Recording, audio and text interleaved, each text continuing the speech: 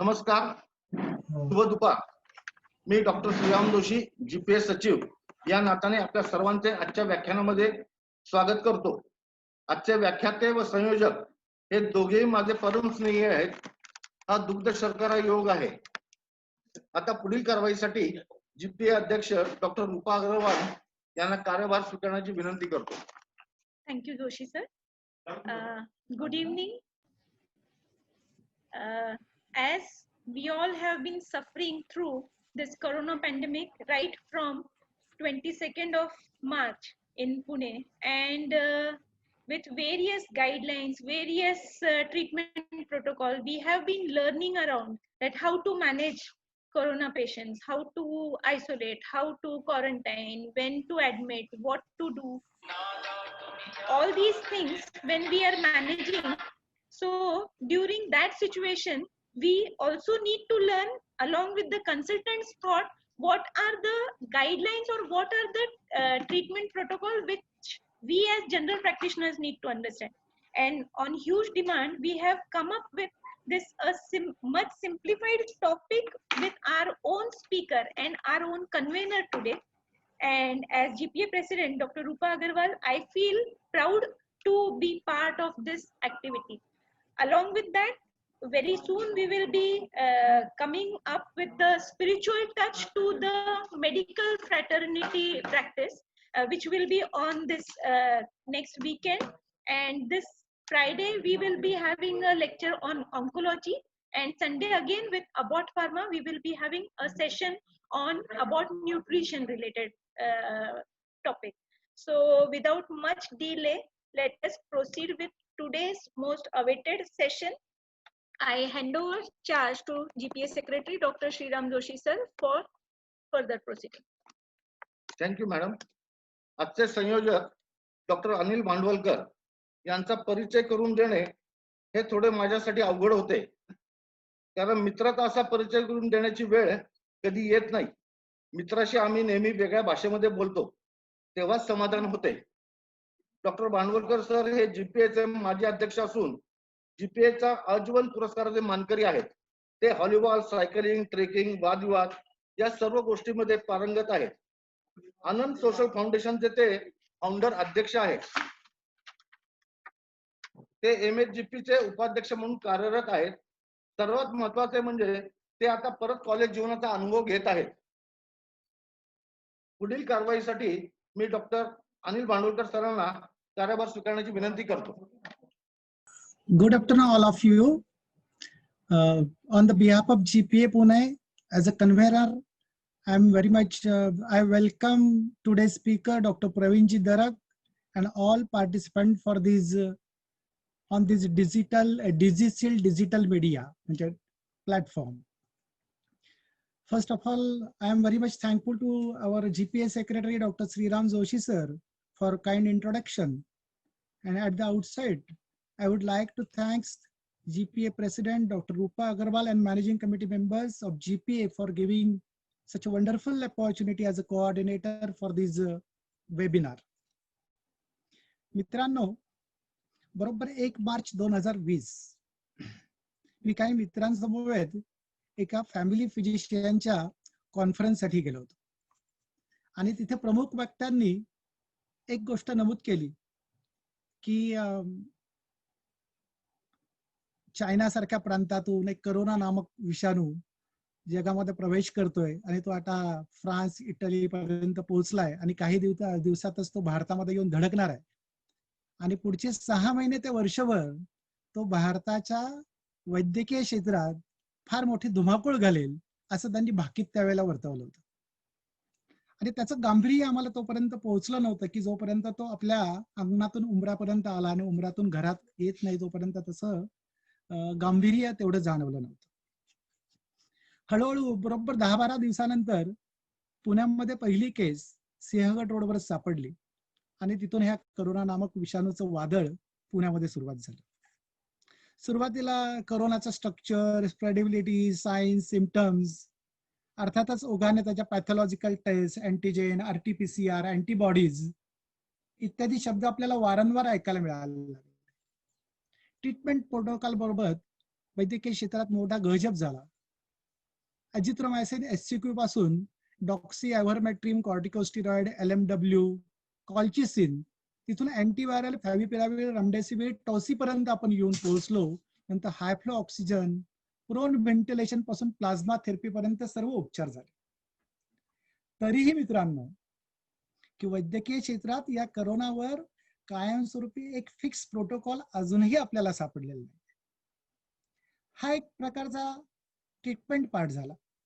परंतु तरीही आपण हे करोनाविषयी सर्व ऐकत असताना prevention, how to prevent this infectious disease, ते जास्त मला महत्वाचं वाटलं.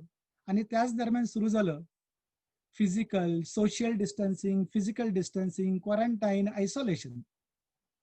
सुरुवातीच्या काही काळामध्ये सुरुवातीला RT-PCR पॉझिटिव्ह आली की आयसोलेशनसाठी धडक ॲम्ब्युलन्स येऊन तो पेशंट गव्हर्नमेंट हॉस्पिटल किंवा प्रायव्हेट हॉस्पिटलमध्ये दाखल होऊ लागला आणि तिथे या कोरोनाची भीती सर्वत्र उत्पन्न झाली.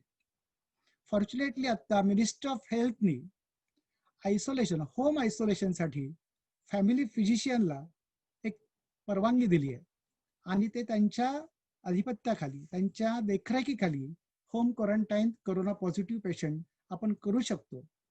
And that is the much needed role of family physician to prevent this highly infectious coronavirus. तर मित्रांनो, आज होम आयसोलेशन या विषयावर आपल्याकडे एक तज्ञ मंडळी आपल्याकडे आलेले आहेत आणि खरं तर ते आमचे अतिशय जीवाचे कंठस्थ मित्र आहेत. And today we have a very versatile personality, Dr. Praveen Darak, with us. And I'm very much glad to introduce Dr. Praveen Darak. Dr. Praveen Darak, a well-known senior family physician, practicing more than 30 years at Dhankavadi on Satara Road. Dr. Praveen is a product of Tilak Ayurved Mahavidyalaya. After completing his graduation in 1989, he started his own Anand Hospital at Dhankavadi. He is a managing director of Anand Hospital and Suyog Multispeciality Hospital. He is not only the successful family physician, but also a very successful GPA president of Pune. He is a past organizing chairman of Mega GPCon, a very huge conference of family physicians. He is also a founder trustee of Maheshwari Doctor Association, and recently Dr. Praveen is honored with very prestigious GP of the Year award.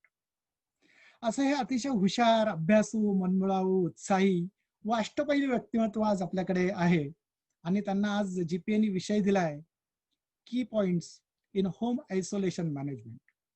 आणि I am sure की आमचा हा बहुआयामी आणि अष्टपैलू doctor Pravin दरक sir हे आज आपल्याला अतिशय सुंदर रीतीने याविषयी आपल्याला गाईड करतील याविषयी माझ्या मनात काही शंका नाही. ओव्हर टू डॉक्टर प्रवीण दरक. थँक्यू. Good afternoon friends. सर्वप्रथम खरं GPAचं मी आभार मानतोय की त्यांनी मला हा प्लॅटफॉर्म उपलब्ध करून दिलाय. आपल्याच लोकांनी आपल्याच माणसाला आपल्याच लोकांसमोर बोलायची संधी देणं ही संधी नसून ते एक सोन्याचं खणखणीत नाणं असतं असं मी समजतोय.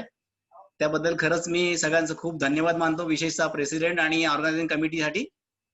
आजचा विषय जो आहे खरं म्हणजे how to manage home isolation of confirm COVID-19 patient. आताच डॉक्टर अनिल भांडवलकरांनी सांगितलंय की सध्या गव्हर्नमेंट ऑफ इंडियानी म्हणजे खरं म्हणजे ministry of health and family welfare ही गव्हर्नमेंट ऑफ इंडियाच्या अंडर काम करते आणि त्यांनी आपल्याला परवानगी दिलेली आहे how to manage home isolation. Any doctor who is a registered medical practitioner can home isolate patient ही त्यांनी आपल्याला परवानगी दिलेली आहे. आता इनिशियली काय व्हायचं की there are 3 types of admissions और 3 टाइप्स ऑफ मॅनेजमेंट.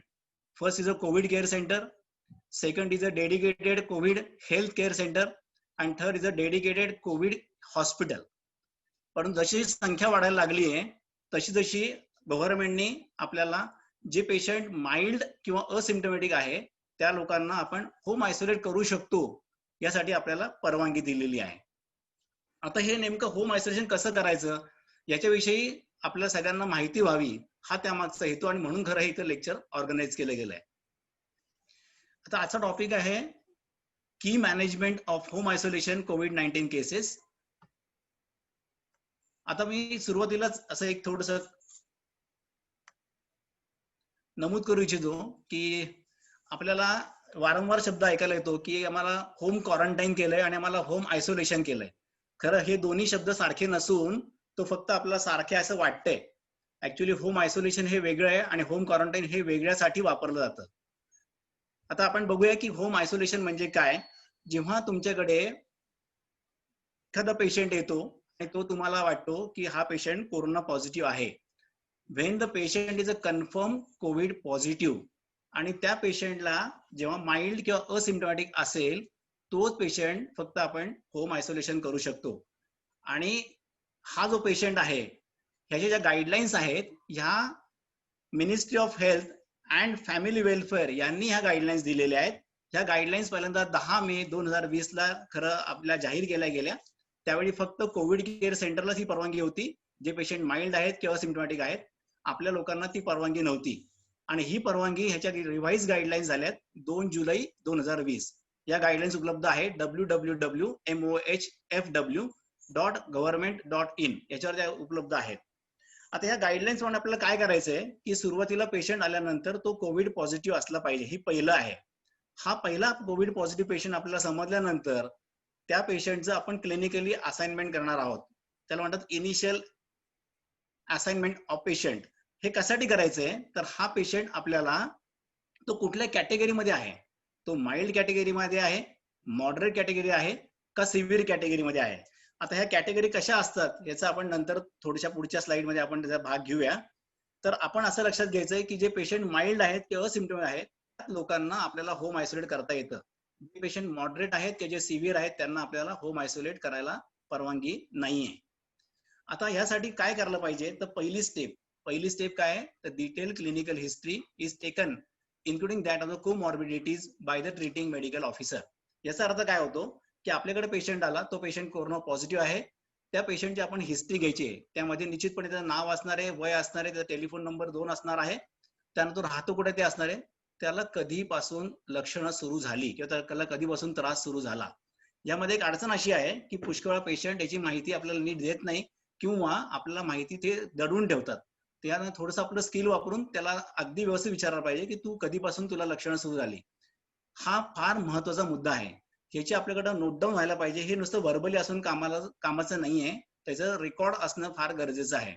हा पेशंट एकदा आपली ही माहिती भरून झाली, त्याचे काय काय लक्षणं आहेत, विशेषतः upper respiratory tract, lower respiratory tract, cough cold fever आहे किंवा जीआय ट्रॅकचं त्याला लूज मोशन आहे किंवा युरिनरी ट्रॅकचं त्याला वारंवार युरिन होते किंवा त्याला ड्रिबलिंग युरिनेशन आहे किंवा त्याला नुसतं तोंडाची चव गेलेली आहे किंवा नाकाचा वास कमी झालेला आहे. ही सगळी काही लक्षणं सगळ्यांना माहीत झालेली आहेत. किंवा त्याचं खूप अंग दुखतंय किंवा त्याला खूप बॉडी एक आहे, त्याला खूप विकनेस आहे, ही सगळी लक्षणं आपण एका खाली एक लिहू शकतो. इनफॅक्ट मी तर असं म्हणेल की आपल्याला इनिशियल असेसमेंट करायचं असेल तर ह्या लक्षणाची एक आपण यादीच तयार करूया आणि फक्त त्याला टिक मार्क करूया, म्हणजे आपला वेळ वाचेल. हे करताना एकदा आपल्या लक्षात आलं की ही आपण लक्षणं लिहून झाली, त्यानंतर पुढचा मुद्दा येतो त्याचं वय. What is a age? Age must be less than 60 years. 60 वर्षाखालचे पेशंट आपल्याला होम आयसोलेट करायचे आहेत. 60 वर्षानंतरचे पेशंट शक्यतो आपल्याला होम आयसोलेट करायचे नाहीयेत, आणि जर करायचे असेल तर त्याला काय पद्धत आहे ते आपण पुढे बघूया. तिसरा मुद्दा महत्वाचा आहे म्हणजे कोमॉर्बिडिटीज. या पेशंटला डायबिटीज, हायपरटेन्शन किंवा सीकेडी असेल तर हे पेशंट शक्यतो आपण हॉस्पिटललाच मॅनेज करायचे, जरी ते माइल्ड असतील, जरी ते असिम्प्टोमॅटिक असेल तरी सुद्धा. आणि जर करायचेच असेल तर त्याला आपल्याला खूप प्रॉपर इव्हॅल्युएशन करावं लागतं. आता ह्याच्यामध्ये अजून एक पुढचा महत्वाचा मुद्दा असा आहे की आपण एकदा तेही केस घेतल्यानंतर आपलं असं लक्षात आलं की ही केस माइल्ड आहे, असिम्प्टोमॅटिक आहे, त्याचं एज 60 पेक्षा कमी आहे, त्याला कोमॉर्बिडिटीज नाहीये, म्हणजे हा पेशंट आपण होम आयसोलेशन करू शकतो. याच्यामध्ये पेशंटची परवानगी पण असणं गरजेचं आहे. पेशंट म्हटलं सर मला घरी कम्फर्टेबल नाहीये तर आपण त्याला घरी आयसोलेट करायचं नाहीये. पेशंटची परवानगी नंतर आणि आपल्याला कम्फर्टेबल वाटल्यानंतरच हा पेशंट घरी होम आयसोलेट करायचा आहे. यात एक महत्वाचा मुद्दा असा आहे की आपण एकदा पेशंटचं इनिशियल असेसमेंट केलं, त्याचं वय विचारलं, त्याच्या कोमॉर्बिडिटी विचारल्या, पेशंटनी परवानगी दिली आपल्याला की मला होम आयसोलेट करा डॉक्टर, मला खूप बरं वाटणार आहे. हे सगळं जरी असलं तरी पण आपण जर त्याशी कम्फर्टेबल नसेल तरी पण आपण होम आयसोलेट करायचं नाहीये. याचं कारण असं आहे, पुष्कळ नवीन केसेस आपल्याकडे येतात आणि ह्या ज्या नवीन केसेस असतात, ह्या केसेस आपल्याला फारसं माहित नसतं की त्याचं काय, तो आपल्याशी कसा बिहेव करणार आहे भविष्यामध्ये हे माहित नसतं. तर ह्या केसेस शक्यतो आपण होम आयसोलेट करायच्या भानगडीत पडू नये असं माझं वैयक्तिक मत झालंय. गेले 3-4 महिन्यात जे काही मी प्रॅक्टिसमध्ये अनुभव घेतोय त्यामध्ये असे काही वेळा असा अनुभव येतो की आपण त्यावेळी जर कम्फर्टेबल नसू तर शक्यतो आपण त्या पेशंटला, जरी तो बसला क्रायटेरियामध्ये, तरी पण त्याला आपण होम आयसोलेशनचा सल्ला देऊ नये आणि त्याला कोविड केअर सेंटरला किंवा हॉस्पिटलला जायला आपण त्याला सांगायला पाहिजे. हा झाला what is a criteria for the home isolation. आता आपण असा विचार करतोय की आपण हे सिलेक्शन कसं करायचं, म्हणजे where this case is a mild, where is a moderate, की व्हेअर इज अ सिव्हिअर. याची एक आपण स्लाइड बघूया.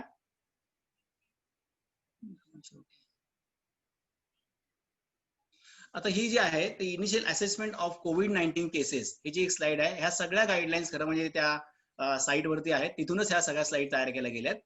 तर ह्याच्यामध्ये असं आहे की mild, what is the clinical criteria. तर याचं सॅच्युरेशन जे आहे SpO2, आपण पल्स ऑक्सिमीटर वापरणार आहोत, ते more than 95% in room air. याच्यामध्ये आपण अजून एक असं करायचंय, आपल्याकडे पेशंट आला, आपल्याला असं वाटतं की हा पेशंटचं कोविड पॉझिटिव्ह आहे, तर याचं सॅच्युरेशन 95% असेल. हा पेशंट नंतर त्याला चालवायचंय 6 मिनिट्स आणि 6 मिनिटांनंतर सॅच्युरेशन खूप ड्रॉप होत असेल तरी पण तो पेशंट माइल्ड म्हणून पकडायचा नाहीये. म्हणजे याचा अर्थ असा आहे की you have to walk that patient 6 minute. तुमच्या दवाखान्याच्या बाहेर कुठे जागा तिथं त्याला चालवा किंवा त्या नातेवाईक त्याला बरोबर असू दे, नुसतं त्याला एकट्याला चालू देऊ नका. त्याचा रेस्पिरेटरी रेट जो असो, it is a less than 24 minutes. त्याचा एक्सरे जर झाला असेल तर एक्सरे करायला पाहिजे, तो एक्सरे त्याला शक्यतो निमोनिया नसायला पाहिजे. पुष्कळ वेळा काय होतं की RT-PCR हे पॉझिटिव्ह निगेटिव्ह आपल्याकडे रिपोर्ट यायला उशीर असतो, त्यावेळी आपण CT चेस्ट हा क्रायटेरिया वापरू शकतो. आणि जर त्यांनी केलेला असेल तर तो नॉर्मल असायला पाहिजे की लेस दॅन 25% असायला पाहिजे. कोरॅड हा जो स्कोर असतो तो ग्रेड 1 किंवा ग्रेड 2 पर्यंत आपण माइल्ड समजतो. या पेशंट जर लॅब केली गेली नसेल तर ती आपण करायला पाहिजे. याचे पण आपण एक फॉर्म तयार करून ठेवायला पाहिजे. हा फॉर्म मध्ये आपल्याला काही गव्हर्नमेंटनीच आपल्याला काही गाईडलाईन्स दिलेत, ते मी तुम्हाला काही आपण ज्या कुठल्या टेस्ट करायला पाहिजे त्या टेस्ट बहुतेक सगळ्यांना माहिती असेल, पण तरी पण जर आपल्याला पुन्हा एकदा जर का रिव्हिजन हवी असेल तर आपण शक्यतो याचा एक फॉर्म तयार करूया, जो आम्ही तयार करून ठेवलाय. एक पहिला आहे CBC, दुसरा आहे CRP, तिसरा आहे सिरम फेरिटिन लेवल, चौथा आहे D डायमर, पाचवा आहे LDH, सहावा आहे LFT, यामध्ये सिरम बिली, AGPT, AGOT आणि सिरम प्रोटीन, हे फार महत्वाचं आहे. सातवा आहे RFT, याच्यामध्ये BUL, सिरम क्रिएट, हे रिपोर्ट अतिशय महत्वाचे आहे. ह्या लॅबचे रिपोर्ट आपल्याकडे त्यावेळी उपलब्ध असणं किंवा जर नसेल तर करून घेणं आणि त्यानंतरच होम आयसोलेशन करणं हे अतिशय महत्वाचं आणि गरजेचं आहे. आता जो CBCचा रिपोर्ट आहे त्यामध्ये सगळ्यांना माहित झालेलं आहे की न्यूट्रोफिल आणि लिम्फोसाइट यांचा रेशो पाहिला जातो. हा ratio must be less than 3.2% असायला पाहिजे. CRP जे आहे हे 40 पेक्षा कमी असायला पाहिजे. त्यापेक्षा जास्त असलेले पेशंट जरी तुम्हाला माइल्ड वाटला, जरी ते सॅच्युरेशन आता 95 असेल तरी पण हा पेशंट शक्यतो आपण ऍडमिट करायचा नाहीये. CRP जास्त म्हणजे याचा अर्थ त्या बॉडीमध्ये जास्त इन्फ्लेमेशन आहे. सिरम फेरिटिन लेवल ह्या सुद्धा 500 पेक्षा खाली असायला पाहिजे. D डायमर हे सुद्धा 500 पेक्षा कमी असायला पाहिजे. तुमच्याकडे आता पेशंट आलाय, त्याला टेम्परेचर आता नाहीये, एकच दिवस ताप आलेला आहे, पण ते D डायमर धाडकन 1500, 1600, 1800 असेल तर शक्यतो हा पेशंट खूप कॉशियसली आपल्याला होम आयसोलेशन सल्ला द्यावा लागतो.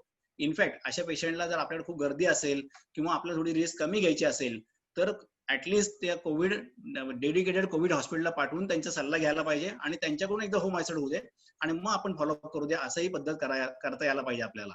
म्हणजे D डायमर हा रिपोर्ट अतिशय महत्वाचा आहे. D डायमरचा याचा अर्थ असा होतो की या पेशंटला कोॲग्युलोपॅथी बसणार आहे का नाही बसणार आहे. जितकं जास्त D डायमर तितकी कोॲग्युलोपॅथी जास्त असण्याची शक्यता आहे. LDH हा फार महत्वाचा रिपोर्ट आहे. हा रिपोर्ट पुष्कळ निग्लेक्ट केला जातो. LDH हा 300 पेक्षा कमी असायला पाहिजे. What is the meaning of LDH? LDH जास्त असणं म्हणजे मल्टी ऑर्गॅनिक फेल्युअर कडे हा पेशंट चाललेला आहे. LDH जर 3 फोल्ड जास्त असेल, 900, 1000 असेल तर निश्चितपणे वरचे क्रायटेरिया जरी नॉर्मल असले 95%, आरा जरी तुमचा 24 असला, निमोनिया जरी नसला, पण LDH खूप जास्त हाय असेल तर निश्चितपणे आपण होम आयसोलेशन सल्ला देण्यापूर्वी तज्ञांचा सल्ला आपण घ्यायला पाहिजे आणि नंतरच होम आयसोलेशन करायला पाहिजे. LFT मध्ये सिरम प्रोटीन हे फार महत्वाचं क्रायटेरिया आहे. त्याचप्रमाणे त्या पेशंटला पुष्कळ आपलं औषध द्यावी लागतात, त्यामुळे आणखी लिव्हर फंक्शन बदलू शकतं. तर अशा वेळी विशेषतः फॅबिपिरेविन आपण जे औषध वापरतो त्यामध्ये सुद्धा LFT डिरेंज होतात. त्या पेशंटचं सुरुवातीला LFT करून घेणं गरजेचं आहे. आपण जे RFT बघतोय ते सुद्धा आपल्याला करायला पाहिजे. BUL, सिरम क्रिएट करताना जर शक्य असेल तर पेशंटचं वजन घ्यायचंय आपल्याला, म्हणजे आपल्याला थोडंसं EGFR काढता येऊ शकतो. EGFR चा फॉर्म्युला अतिशय सोपा आहे, 140 - age into weight divide by the serum creatinine into 72 हा इंटू 1 हे झालं मेल आणि इंटू 0.85 हा झाला फिमेल. हा कुठेही उपलब्ध असलेला फॉर्म्युला आहे, आपल्याला इंटरनेटलाही सहज उपलब्ध असतो. EGFR जर खूप कमी असेल 60 पेक्षा खाली असेल आणि जरी क्रिएट नॉर्मल असेल तरी शक्यतो हे पेशंट आपण होम आयसोलेशन करायचे नाहीयेत, अशा गाईडलाईन्स आहेत. आता मित्रांनो, हे झाला माइल्डचा क्रायटेरिया. पुष्कळ वेळा पेशंट असिम्प्टमॅटिक असतो, पेशंटला काही त्रास नसतो, घरातलं कोणीतरी पॉझिटिव्ह असतं आणि म्हणून ह्याचं केलं गेलं असतं. त्यावेळी सुद्धा हा क्रायटेरिया वापरायचा आहे आणि त्यावेळी ह्या क्रायटेरियानुसारच आपण पेशंटला होम आयसोलेशन करायचं का नाही करायचंय हा आपला सल्ला निश्चितपणे घ्यायला पाहिजे. हे झालं इनिशियल असेसमेंट. हा आपल्याकडे 100% असं रेकॉर्ड असणं गरजेचं आहे. व्हर्बली आपण जर केलं त्याला फारसा अर्थ राहणार नाहीये.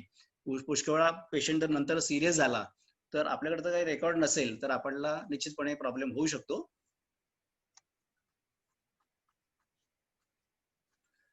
आपल्याला कळलंय की पेशंट आलेला आहे, तो पेशंट पॉझिटिव्ह आहे, त्याचा आपण इनिशियल असेसमेंट केलेलं आहे, आपण त्याचा क्रायटेरिया बघितलाय, तो पेशंट माइल्ड आहे, हा पेशंट असिम्प्टमॅटिक आहे का मॉडरेट आहे का सिव्हिअर आहे हे आपण आधी डिसाईड केलेलं आहे. फक्त माइल्ड आणि असिम्प्टमॅटिक पेशंट आपण आता होम आयसोलेशन सिलेक्ट केलेला आहे. आता असा विचार करा, एखादा पेशंट मोर दॅन 60 इयर्स असेल तर काय करायचं. पण ते बाकी सगळ्या गोष्टी जर नॉर्मल असेल, त्याची लॅब चांगली असेल, पेशंट तुम्हाला सिम्प्टमॅटिक चांगला वाटत असेल तरी सुद्धा हा पेशंट आपण होम आयसोलेशन करू शकतो. पण माझं असं वैयक्तिक म्हणणं आहे की 70 वर्षाच्या पुढचे पेशंट जे असतात ते थोडेसे जरा डायसी असतात, ते कधी खराब होतील, त्यामुळे आपण ते ब्लंडर करायचं नाही. तेव्हा असे 70च्या पुढचे पेशंट निश्चितपणे आपण घरी भानगडीत पडायचं नाही, जरी त्या सगळ्या गोष्टी जाणवल्या असल्या तरी, जरी तो माइल्ड असला तरी. आता पुढचा पेशंट आहे, आपल्याकडे पुष्कळ पेशंटला डायबिटीस असतं, तो आपला आधीपासूनचा पेशंट असतो, पेशंटचं वय 60 पेक्षा कमी, पण त्याला डायबिटीचं काय करायला पाहिजे, तर ह्या पेशंटला खरंच प्रॉपर इव्हॅल्युएशन करायला पाहिजे. ते शुगर बघायला पाहिजे. तुमचं सगळ्यांचं असं रिडिंग झालं असेल किंवा लक्ष झालं असेल, आता पुष्कळ पेशंट ज्यांचं शुगर इतकी वेळेस नॉर्मल होती त्या लोकांची शुगर आता धाडकन वाढलेली असते, 300, 400, 500 झाली असते. जर शुगर अचानक खूप वाढली असेल आणि हा पेशंट जरी तुम्हाला वाटला माइल्ड आहे किंवा सिम्प्टमॅटिक आहे तरी पण हा पेशंट शक्यतो आपण घरी आयसोलेट नाही करायला पाहिजे. त्याचप्रमाणे सीकेडीचे पेशंट जे असतात, आपल्याला जे पुष्कळ औषध वापरावे लागतात, त्यामुळे खरं म्हणजे अजून किडनीवर दाब येऊ शकतो. तेव्हा सीकेडी असलेल्या पेशंटचं प्रॉपर जर इव्हॅल्युएशन केलं नाही, माझं वैयक्तिक म्हणणं असं आहे की जेव्हा तुम्ही पेशंटचा माइल्ड कॅटेगरी मधला आहे, पेशंटचं एज 60 पेक्षा कमी आहे पण पेशंटला सीकेडी आहे, तर तुम्ही ऍटलिस्ट नेफ्रोलॉजीचं ओपिनियन घ्या आणि त्यानंतरच त्याचं आपण होम आयसोलेट करूया.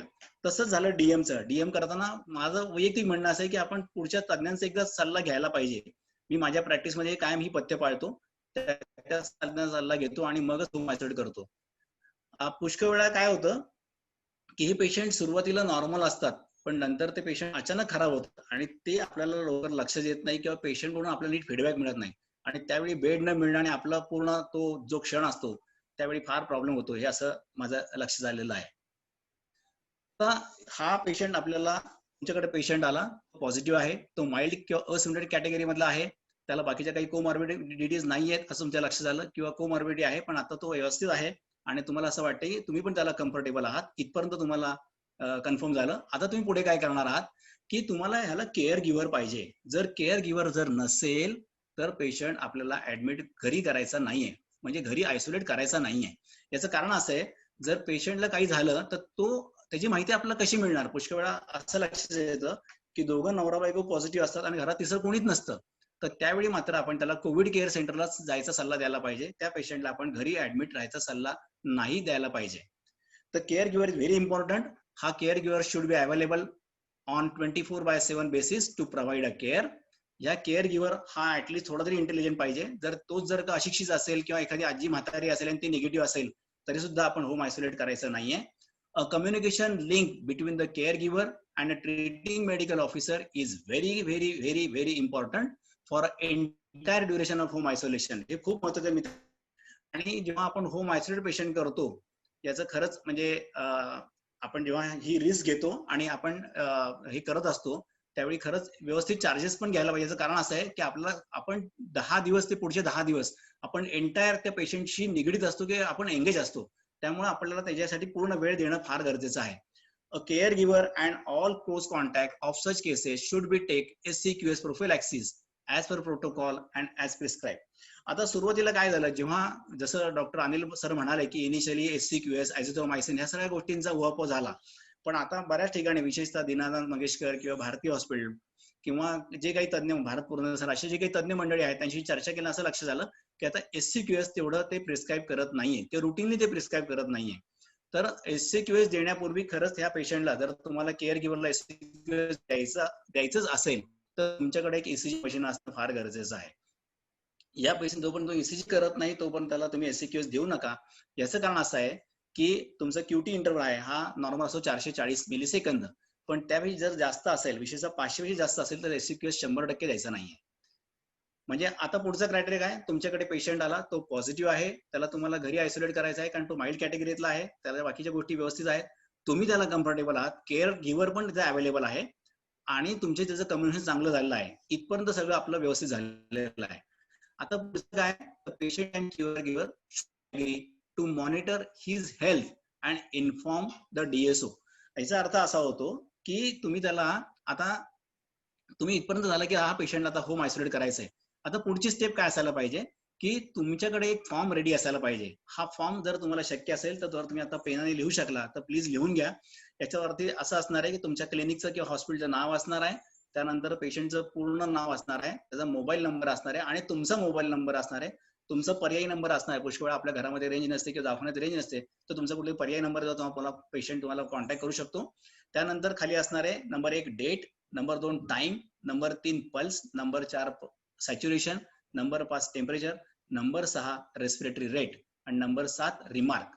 या गोष्टींचा एक चार्ट जर एक्सेल तयार करून घेतला आणि तो छापून ठेवला आपण व्यवस्थित, तर आपण तो पेशंटला द्यायचा आहे आणि त्याखाली आपण चक्क काही सूचना लिहायच्या आहेत. एक नंबर 1 सूचना, ते पुढच्या स्लाइड मध्ये येईलच, पण आता ओघानेच आलंय म्हणून सांगतो की त्या ठिकाणी तुम्हाला दम लागला किंवा काही जर तुम्हाला काही इतर लक्षणं जास्त जी आढळली, जी आपण पुढे याची चर्चा करणार आहोत, तर तुम्ही लगेच ट्रीटिंग डॉक्टरला कळवायचं, असं त्या ठिकाणी चक्क मराठीत लिहायचंय. म्हणजे आपल्या लोकांना बहुतेक मराठी कळतं, मराठीत लिहायचंय. जर शक्य झालं तर मराठी आणि इंग्लिश दोन्ही लँग्वेज असायला पाहिजे. तर हा झाला आपला फॉर्म आणि ह्याचं महत्व असं आहे की ह्या पेशंट आणि care giver should agree to monitor his health and inform the DSO. DSOचा अर्थ असा आहे डिस्ट्रिक्ट सर्व्हिलन्स ऑफिसर. आता ही जी माहिती आहे त्या लोकांना खूप जास्त ताण आहे, तो ताण त्यांना झेपत नाही किंवा त्यांच्याकडून तो जरी त्यांना मिळाला, रिपोर्ट जरी मिळाला तर पुष्कळ लगेच त्यांच्याकडून त्यांना जाईल. याचं थोडंसं आपल्याला शाश्वती कमी ठेवायला पाहिजे. त्यासाठी आपणच याची जबाबदारी घ्यायला पाहिजे आणि हा फॉर्म आपल्याकडे व्हॉट्सअप मार्फत किंवा मेल मार्फत किंवा आणखीन कुठल्याही मार्फत आपल्याकडे हा फॉर्म वेळच्या वेळी यायला पाहिजे. आम्ही असं फॉलो करतो, सकाळी 9 रात्री 9 हे फॉर्म यायला पाहिजे.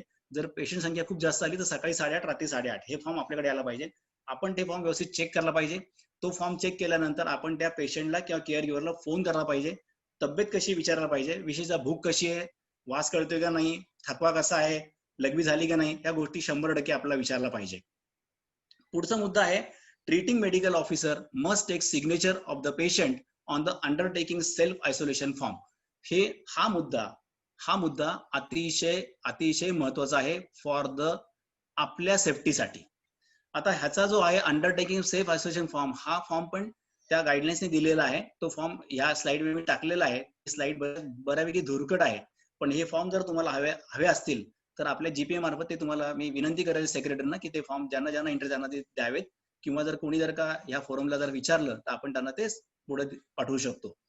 आता हा अंडरटेकिंग सेल्फ आयसोलेशन फॉर्म जो आहे हा इंग्रजीमध्ये आहे. आपल्या पेशंटला बहुतेक इंग्रजी कळत नाही फारसं किंवा माहित नसतं, तर आम्ही काय केलेलं आहे की ह्या फॉर्मचं मराठीकरण पण केलेलं आहे आणि ह्या फॉर्म वरती त्या नातेवाईकाची सही, केअर टेकरची सही आणि पेशंटची सही या तिघांच्या सह्या घेऊन तो आपल्याकडे फॉर्म ठेवायचा आहे. या फॉर्मचा अर्थ असा आहे की त्या पेशंटचं नाव, तो होम आयसोलेशन करायला त्यांनी परवानगी दिलेली आहे आणि तो वेळच्या वेळी ते सगळे रिपोर्ट व्यवस्थित त्याचं हेल्थचे इन्फॉर्मेशन तो आपल्याला कळवणार आहे आणि जर तो खराब व्हायला लागला तर तो तुम्हाला लगेच कळवणार आहे, असा त्याचा अर्थ आहे. The treating doctor should satisfy himself before allowing the home isolation. मग अशा मुद्दा आपण चर्चेला घेतला, पुन्हा एकदा चर्चेला घेतो. सगळ्या गोष्टी सगळ्या सुरळीत आहेत, परंतु जर तुम्ही त्याला सॅटिस्फाय, जर तुम्ही त्याला जर का तुम्हाला जर का तेवढं तुम्हाला कॉन्फिडन्स नसेल किंवा असं वाटतंय की तुम्ही त्याला तेवढे कम्फर्ट नाही आहात, तर तो होम आयसोलेट करा. हे जे ब्लेंडर आहे एकदम माझ्या अंगावर शेकले गेले, हे तुम्हाला मी सांगतो की हे थोडंसं जरा डिफिकल्ट असतं. त्यामुळं आपण स्वतःला जर सॅटिस्फाय असेल तरच होम आयसोलेशन करायचंय, नाहीतर नाही करायचंय. All family members and close contact should be tested for COVID-19. हा मुद्दा अतिशय महत्वाचा आहे. आता काय होतं की एखादा पेशंट पॉझिटिव्ह येतो, आपण सांगितलं की आता त्या काकूंचंही करून घ्या, काकांचं पॉझिटिव्ह आलंय, मुलांचंही करून घ्या. माझा असा अनुभव आलाय की आपण सांगतो पण त्यातलं कोणी काय ऐकत नाही. अशा वेळी आपण काय करायला पाहिजे, तर आपले जे डिस्ट्रिक्ट सर्व्हिलन्स ऑफिसर आहे त्यांना ही माहिती कळवायची, हा पेशंट पॉझिटिव्ह आलाय, त्याच्या घरामध्ये एवढे 6 मेंबर्स आहेत, ही त्यांची नावं आहेत, हे आपण आधीच त्यांना विचारून घ्यायचं. तर सर प्लीज यांचं तुम्ही कन्फर्म करून घ्या, यांचं कोविड-19 ही टेस्ट झाली का नाही झाली. जर नाही झाली तर आपण त्यांना आग्रह करायला पाहिजे. त्यांनी जर नाही ऐकलं तर आपण त्या डिस्ट्रिक्ट सर्व्हिलन्स ऑफिसर कळवायला पाहिजे आणि शक्यतो हे रिपोर्ट आपल्या ताब्यात घेऊन आपल्या फॉर्मला चिटकून ठेवायला पाहिजे. म्हणजे आपल्याला खूप चांगली मदत होणार आहे. तसंच सोसायटीमध्ये पसरणार नाही यासाठी ही फार माहिती महत्वाची आहे. म्हणजे आता आपण इथपर्यंत आलो आहोत की आता फॅमिली मेंबर्स आपण सांगितलेलं आहे, क्लोज कॉन्टॅक्ट सांगितलेलं आहे, या सगळ्या लोकांचं चेकिंग करून आपण आपले ते रिपोर्ट आपल्या फाईलला नोट डाऊन करून ठेवणार आहोत. इतके मेंबर एका घरात राहतात, ह्या लोकांचे हे रिपोर्ट असे आहेत, ह्या तारखेचे आहेत आणि ह्या लॅबला केले गेलेत. म्हणजे पुष्कळ काय होतं, कुठे गेलं आपल्याला माहिती नसतं किंवा आपण लिहायचं विसरतो, ते लिहून ठेवायला पाहिजे. आता when to seek the medical attention, मगाशीचा मुद्दा आला की एखादा पेशंट आपण घरी आयसोलेट केलाय, आयसोलेट केल्यानंतर हा पेशंट कधी कधी खराब होतो, हा कुठल्या केसला खराब होईल याचं आपल्याला काही माहिती नसतं. ह्यासाठी काही गाईडलाईन्स दिले का, तर अतिशय सुंदर गाईडलाईन्स तयार केल्या आहेत आणि या गाईडलाईन्स अशा आहेत, the patient and caregiver will keep monitoring their health, immediate medical attention must be sought if a serious sign and symptom develop such as dyspnoea. जर पेशंटला दम लागायला लागला, पुष्कळ वेळा पेशंटला घाबरून दम लागतो, पण त्यावेळी ते सॅच्युरेशन 90 पेक्षा जास्त असतं, तर आपण विचार दम लागला, आपण पण लगेच आपल्याला दम लागू द्यायचा नाही लगेच, तर आपण त्याला विचारायचं की ठीक आहे सॅच्युरेशन किती आहे, ठीक आहे असं आहे. तर सॅच्युरेशन मोर दॅन 95 असेल तर काही काळजीचं नाहीये, पण सॅच्युरेशन लेस दॅन 95 असेल तर मात्र निश्चितपणे काळजीचं आहे. पर्सिस्टंट चेस्ट पेन हे मात्र महत्वाचं लक्षण आहे. पर्सिस्टंट चेस्ट पेन हे 2 कारणाने होऊ शकतं, एक तर कोरोनरी आर्टरी ऑक्लुजन होऊ शकतं किंवा जर का पल्मरी काही प्रॉब्लेम सुरू झाला असेल तरी होऊ शकतं. तेव्हा पर्सिस्टंट चेस्ट पेन आहे का नाही हे त्याला विचारलं पाहिजे आणि तर त्याकडून नोट डाऊन करून घ्यायला पाहिजे. त्यानंतर मेंटल कन्फ्युजन, स्लर स्पीच हे पण सगळ्यांना माहित झालेलं आहे, काय कोएग्युलोपॅथी होते, जर ती कोएग्युलोपॅथी जर का सेरेब्रो व्हॅस्क्युलर झाली तर त्याला कन्फ्युजन होऊ शकतं किंवा स्लर स्पीच होऊ शकतं. Weakness or numbness in any limb or face आणि सेंट्रल सायनोसिस, जर ओठ निळे पडायला लागले तर निश्चितपणे आपल्याला पटकन ह्या पेशंटला कोविड केअर हॉस्पिटलला किंवा कोविड केअर हेल्थ केअरला आपल्याला आपण ऍडमिट करायला सल्ला द्यायला पाहिजे. आता महत्वाचा भाग असा राहतोय की पुष्कळ वेळा आपण हा पेशंटला सल्ला दिलाय की तो होम आयसोलेट हो, सगळं काही ठीक चाललेलं आहे, पण डे 6 ला काय होतं, अचानक पेशंटची तब्येत खराब होते आणि तो आपल्याला फोन करतो की आता मला बरं वाटत नाहीये. तर त्यावेळी काय करायचं, त्यावेळी आपली जबाबदारी काय आहे, तर 100% आपली पण तेवढीच जबाबदारी जेवढी पेशंटची जबाबदारी आहे. आपण निश्चितपणे लिहून घ्यायचंय की जर तुला यातलं काही जरी घडलं, हे जी तुला लक्षण सांगितले when to seek the medical attention, त्यावेळी तुला हॉस्पिटलला जायचंय, ऍडमिट व्हायचंय, त्यावेळी आपण त्याला सांगू की आम्ही तुला मदत करू, पण ते हॉस्पिटल बाबा रे ते काही माझं हॉस्पिटल नाहीये, तेव्हा तू पण ते शोधायचंय आणि ती जबाबदारी तुझ्यावर असणार आहे, फक्त मी तुला मदत करणार आहे. ही जबाबदारी आपण 100% आपल्या अंगावर घ्यायची नाहीये, कुठेही पुण्यात जागा मिळत नाहीये आणि त्यावेळी जर आपण ती जबाबदारी आपल्यावर घेतली तर त्यावेळी पेशंट आपला थोडंसं गळ्यात पडतो किंवा आपला त्रास होऊ शकतो, याची आपण निश्चितपणे काळजी घ्यायला पाहिजे. पण ही आपण जबाबदारी झटकू शकत नाही, आपण त्यावेळी त्या पेशंटला कुठेतरी जागा मिळून द्यायचा आपण प्रयत्न करायला पाहिजे. आता व्हेअर टू इन्फॉर्म, आता तुमच्याकडे पेशंट आला, पेशंट तुमचा कोविड पॉझिटिव्ह आहे, केस माइल्ड आहे, तुम्ही कम्फर्टेबल आहात, त्याचा तुम्ही व्यवस्थित फॉर्म भरून घेतलेला आहे.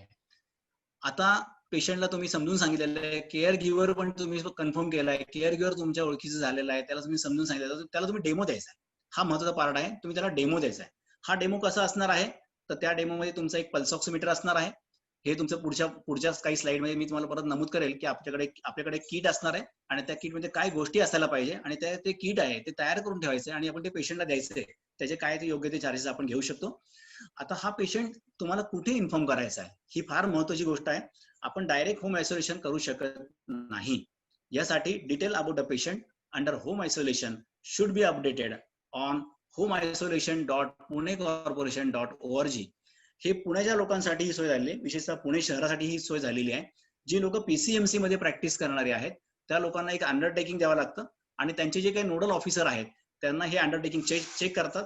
आपल्या त्यावेळी पूर्ण पेशंटची माहिती भरून द्यावी लागते, पेशंटचं वय, नाव, लिंग सगळं भरावं लागतं, पेशंटची आता करंट सिच्युएशन काय आहे, त्याचे लॅब रिपोर्ट काय आहे आणि तो होम आयसोलेशन का पात्र आहे असं आपल्याला व्यवस्थित अंडरटेकिंग करून त्या पेशंटच्या नातेवाईकांकडे द्यावं लागतं. आपण चुकूनही पेशंटला हा फॉर्म घेऊन पाठवायचं नाही. पुष्कळ काय होतं की हा फॉर्म घेऊन जा आणि शिक्का मारून ये असं आपण सांगतो, तर पेशंटला बाहेर नाही पाठवायचंय. पेशंट बाहेर केल्यानंतर आणखीन तो इतर लोकांना इन्फेक्ट करेल, तर हा त्याच्या नातेवाईक जो कोणी इन्फेक्टेड नाहीये त्याकडे पाठवून त्याच्याकडून सही शिक्का घेऊन आपण पुढची कारवाई करू शकतो.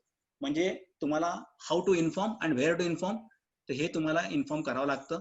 जर ह्या दोन्ही गोष्टी उपलब्ध नाहीये, तुमचं होम आयसोलेशन चालत नाहीये किंवा तुमचं अंडरटेकिंग चालत नाहीये, तुमचा जो कोणी डीएसओ असेल, आता आमच्या भागामध्ये पखाले सर डीएसओ आहे, तर त्यांना कळवायचंय की सर असं मला होम आयसोलेशन करायचंय, तर पुढचं काय करू, तर ते तुमची पूर्व कारवाई करतात की ते त्यांच्याकडून ते अपडेट करून घेतात.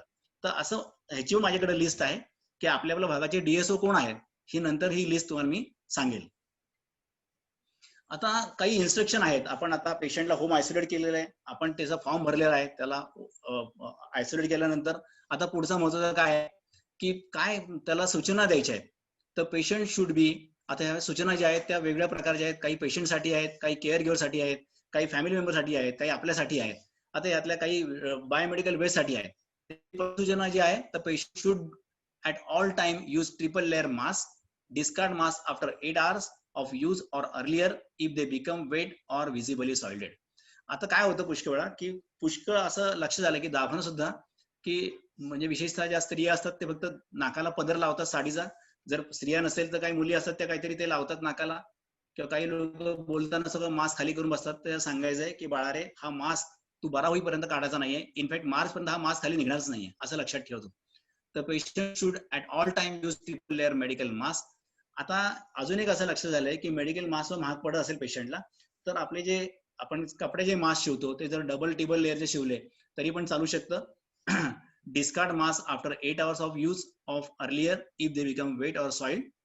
Mask should be discarded only after disinfecting with the 1% sodium hypochlorite solution. आता आपलं जे किट असणार आहे त्यामध्ये सोडियम हायपोक्लोराइड सोल्युशनची बाटली पण असणार आहे किंवा गोळ्या पण असणार आहेत. आता हे 1%चा अर्थ काय आहे, तर 1 लिटर पाणी घ्यायचंय आणि त्यात 10 ml सोडियम हायपोक्लोराइड सोल्युशन टाकायचंय. त्यामध्ये आपण हा जो काही मास्क वापरलाय तो त्यात बुडून ठेवायचा आहे. तो काही वेळ बुडून ठेवल्यानंतर तो व्यवस्थित जो आपण जर त्याला डिस्कार्ड करणार असेल तर आपल्याकडे एक लाल रंगाची बॅग असते बायोमेडिकल वेस्टची, त्या बॅग मध्ये हा व्यवस्थित ठेवायचा आहे. आणि एकदा सगळे मास्क साठले 10 दिवस तरी झाले की तो नंतर आपल्या दवाखाना आणून देईल, म्हणजे आपण ते बायोमेडिकल वेस्टला आपण ते सुपूर्द करू शकतो. हा एक पर्याय आहे. जर तो कपड्याचा मास्क वापरणार असेल तर त्याने सोडियम हायपोक्लोराइड मध्ये तो मास्क बुडवून ठेवायचा आहे, स्वच्छ धुवायचा आहे, वाळवायचा आहे. वाळवताना झटकायचा नाहीये, मात्र तो वाळवायला ठेवायचा आहे. तो चांगला कडक वाळल्यानंतर 2-3 दिवसानंतर त्याने वापरायला सांगायचा आहे. Patient must stay in a room with attach or a separate toilet facility. हा मुद्दा अतिशय महत्वाचा आहे. आता काय होते, प्रत्येकाकडे 1 रूम किचन जर असेल तर हे पेशंट होम आयसोलेशनला पात्र ठरू शकत नाही. पुष्कळ वेळा काय व्हायचं, जे सॅनिटरी ऑफिसर आहेत ते घरी जाऊन चौकशी करायची तुमच्या घराला किती खोल्या आहेत, त्या ठिकाणी एक सेपरेट रूम आहे का नाही, ती अटॅच बाथरूम त्याला आहे का नाही, किंवा जर बाथरूम अटॅच नसेल तर त्याला बाथरूमची काही वेगळी व्यवस्था आहे का नाही पेशंटसाठी, अशी आपण चौकशी करायला पाहिजे आणि ती खरी माहिती घ्यायला पाहिजे. Hand must be wash often with soap and water for at least 40 minute for 40 second or clean with alcohol based sanitiser. आता असा एक प्रश्न आला स्वतः, म्हणजे मला स्वतःला पण ते सॅनिटायझर वापरल्यानंतर हाताची काहीतरी अशी काही साल किंवा कातडी निघायला लागली, तर अशा वेळी काय करायला पाहिजे, तर 40 सेकंद सोडून द्या, पण त्याला ते हात कसे धुवायचे याचे एक त्याला प्रात्यक्षिक द्यायला पाहिजे. आणि ते 1 मिनिट पर्यंत तू साबणाच्या पाणी स्वच्छ हात धु आणि नंतर ते व्यवस्थित एक चांगलं नॅपकिन घे, त्यांनी पुसून ते व्यवस्थित ठेव. ते नॅपकिन पण स्वच्छ असायला पाहिजे. तेच नॅपकिन जर खराब असेल तर आणखीन आपले हात खराब होणार आहेत.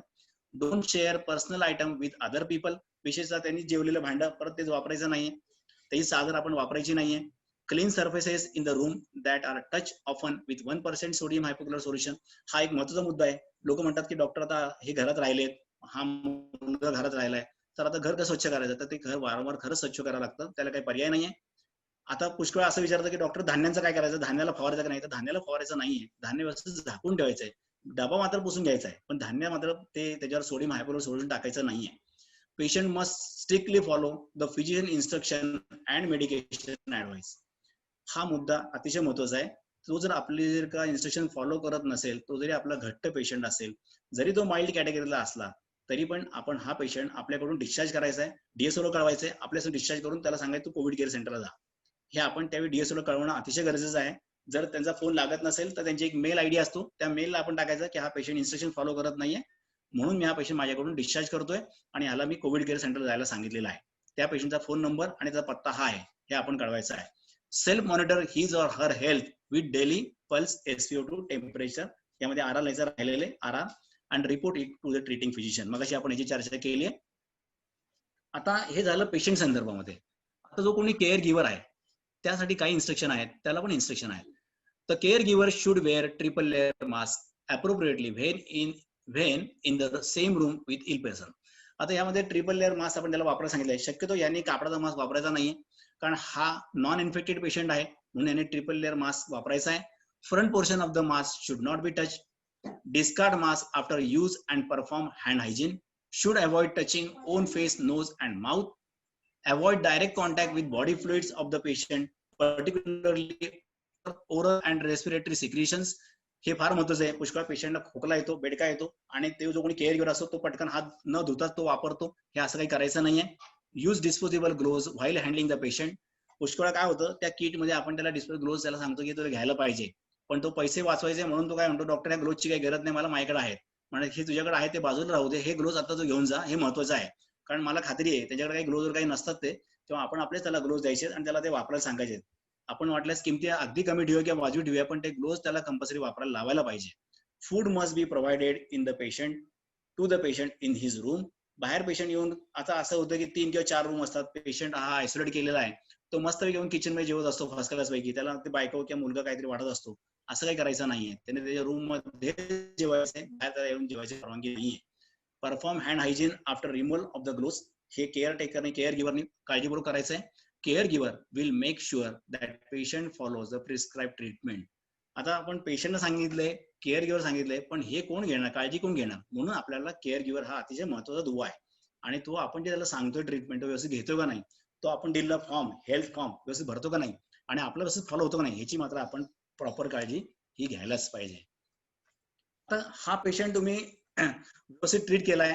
आता हा पेशंट तुमच्याकडून तुम्ही कधी डिस्कंटिन्युएशन करायचंय, विशेषतः पीएमसी मध्ये किंवा पीसीएमसी मध्ये काय गाईडलाईन्स आहेत, तर गव्हर्नमेंटने अशा गाईडलाईन्स दिल्यात. Patient under home isolation will discharge after 10 days of the onset of the symptom and no fever for 3 days. Thereafter, the patient will be advised to remain isolated at the home for further 7 days. याचा अर्थ काय आहे की आपण पेशंटला सांगताना सांगायचं की तुला 17 दिवस घरी थांबायचं आहे, घराच्या बाहेर जायचं नाहीये. याचं कारण असं आहे, हे 17 दिवस असं आहे की यानंतर त्या पेशंटची इन्फेक्टिव्हिटी बंद होते, संपते, असं सिद्ध झालेलं आहे, म्हणून 17 दिवस घेतलेले आहेत. त्यातल्या 10 दिवसानंतर आपण त्या सिस्टीम मधून बंद करतो. हे 10 दिवसाचं कारण असं आहे की पुढचे 7 दिवस आहेत त्याची इफिकसी कमी होते त्या व्हायरसची. मग ते जे डीएसओ असतात ते पहिले 10 दिवस, त्यांच्या जी टीम असते ती त्यांना पहिले 10 दिवस फोन करत असते पेशंटला की तुमचं कसं वाटतंय, काय वाटतंय, आणि आपण डिस्चार्ज केल्यानंतर त्यांची त्यांना फोन याचे बंद होतात. पण पेशंटली घरी पुढे 7 दिवस हे राहायलाच पाहिजे, हे त्याला आपण आधीच सांगायचंय. हे सगळं तू पाळणार असेल तरच होम आयसोलेट हो, नाही तर होऊ नकोस. There is no need for testing after the home isolation period is over.